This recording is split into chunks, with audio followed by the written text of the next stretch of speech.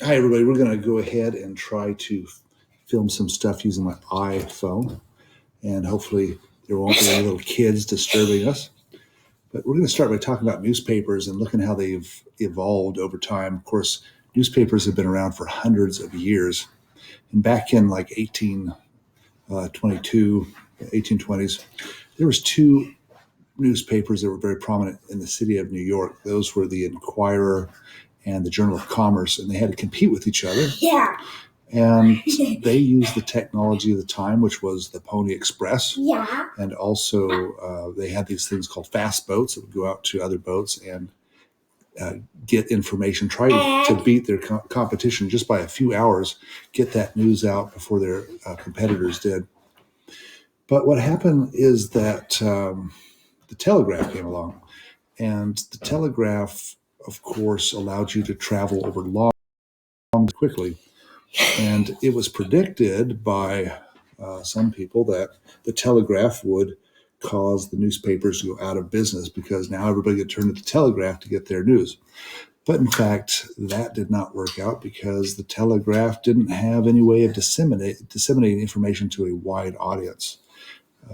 Instead, newspapers had that ability. And then the radio came out much later, in 1930s.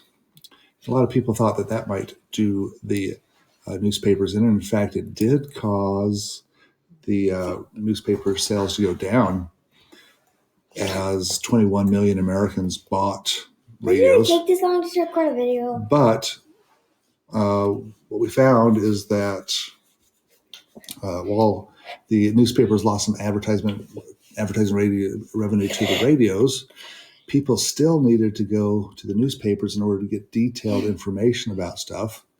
And of course, in the 1950s, the television came out, and that further started to really erode the newspapers. But like television, radio, the television drew people away from the newspapers. It drew advertising dollars, made the newspapers weaker, but they still couldn't get that kind of detail that we had. And now, of course, we're seeing something new. I shouldn't say it's that new, but it's newer, and that is the internet. And this is causing the newspapers to have some really big problems.